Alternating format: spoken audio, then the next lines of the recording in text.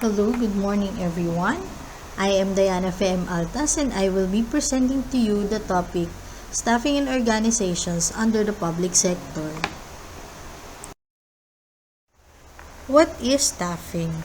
Staffing is the process of hiring eligible candidates in the organization or company for specific positions. In management, the meaning of staffing is an operation of recruiting the employees by evaluating their skills and knowledge and then offering them specific job roles accordingly. The main function of staffing is filling the organizational structure by finding the right person to do the right job. How can we differentiate the recruitment process between the public and the private sector? The public sector usually requires nationwide examination as initial assessment, as well as the other qualification standards set by the agency. Certain eligibilities and trainings are evaluated in reference to its fitness to suffice the demand of the job, while private sector recruitment and selection follows the basic qualification requirements set by the industry. Nature of appointment. Temporary is issued to a person who meets the education, experience, and training requirements for the position of which he is being appointed. Coterminous is issued to a person whose entrance and continuity in service is based on the trust and confidence of the appointing authority. Fixed term is issued to a person with specific term of office subject to reappointment. Lastly, contractual, which is issued to a person who shall undertake a specific work or job for a limited period not to exceed 1 year. Human resource action. First is original. This is the initial employment in the company. Next is promotion, which is the advancement of an employee from one position to another. Next is transfer, which is the movement of an employee from one position to another, which is of equivalent rank. Next is renewal or reemployment. This is the subsequent appointment issued upon the expiration of the initial appointment. Next is reappointment. This is the issuance of an appointment as a result of reorganization and similar events. Next is demotion. This is the movement of an employee from a higher position to a lower position. And lastly, reclassification. This is the change in position title with a corresponding increase in salary grade.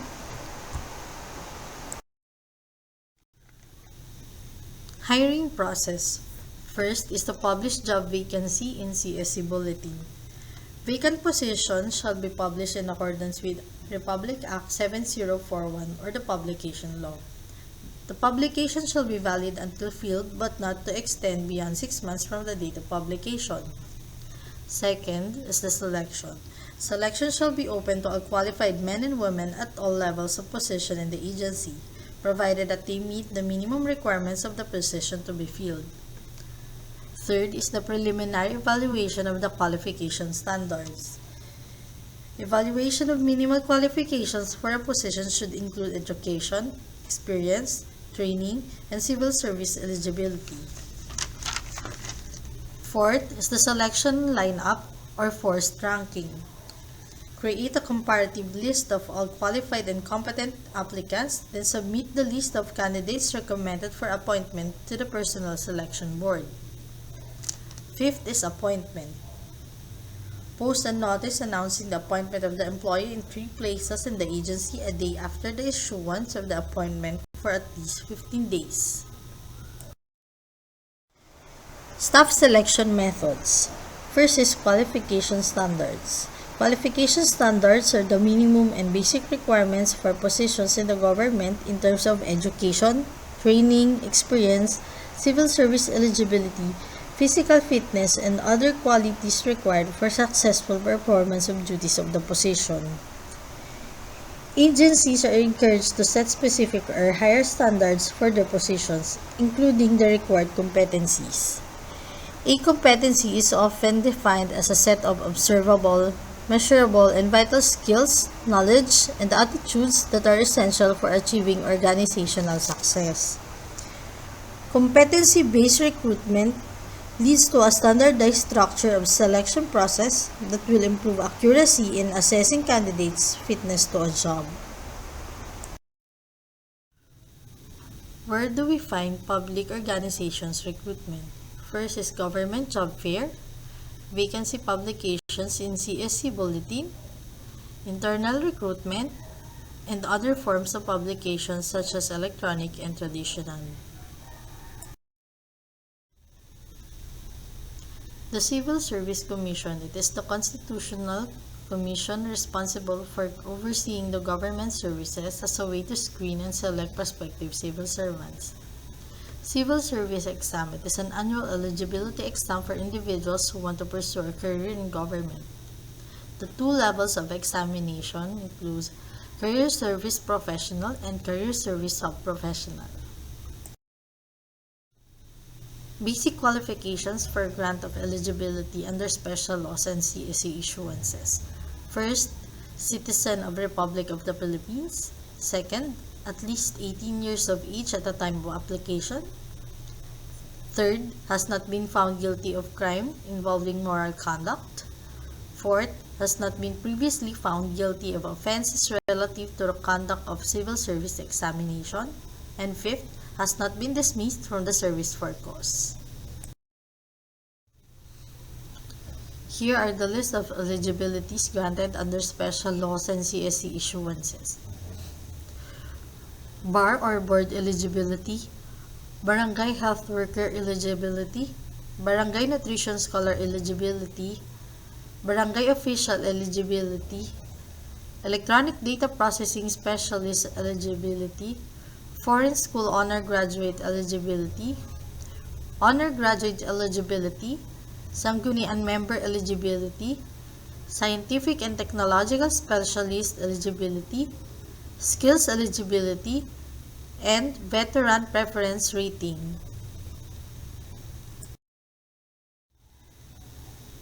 Job bidding. Job bidding means that every aspirants are required to compete with other applicants for a job position that has been posted by an employer or organization. Regular recruitment process in public organizations already employ competition. In public sector, job bidding can be related to the following, wherein competition is necessary for job absorption. Contract of service. This is the engagement of agency and the individual contractor, which shall be for a maximum period of 1 year. Job order. This is the intermittent or emergency jobs. CSE COA DBM Joint Circular Number 1 Series of 2017. Contract of service and job order workers should not be made to perform functions which are part of the job description of the agency's existing regular employees.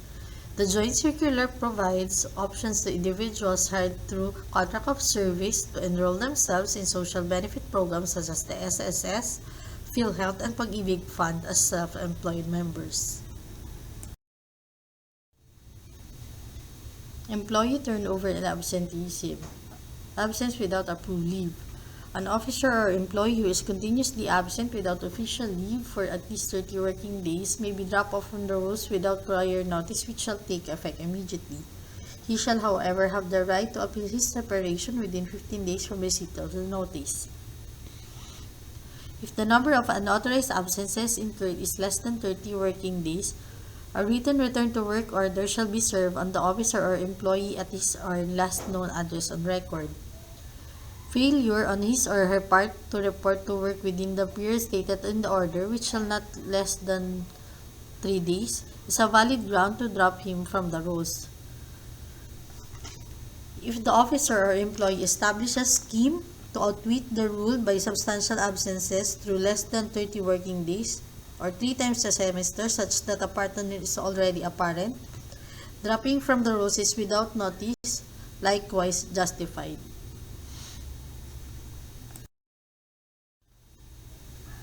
Employee termination, dropping from the rolls, is the manner of separation from the official list of appointees in an organization. The notice of separation shall be signed by the appropriate appointing authority or head of office. In some modes, the employee shall appeal directly to the commission proper within 15 days from receipt of the order. Pending appeal, the order or separation is immediately executory. Officer or employee who is separated from the service through any of the following circumstances the right to appeal his case to the commission or its regional office within 15 days from receipt of such order or notice of separation. First, absence without approved leave. Second, unsatisfactory or poor performance. Third is physically and mentally unfit. Through these modes of separation, dropping from roles is non-disciplinary in nature. It shall not result in the forfeiture of any benefit of the employee or disqualification from re-employment in the government. Other modes of separation. First is termination. Second is expiration of temporary, coterminous, contractual, or casual appointment. And third is the retirement or death. A copy of order of dropping from the rolls or notice signed by the appointing officer stating the date of such separation shall be submitted to the CSE field office concerned by the HRMO within 30 calendar days from the date of the effectivity of the dropping from the rolls or date of separation.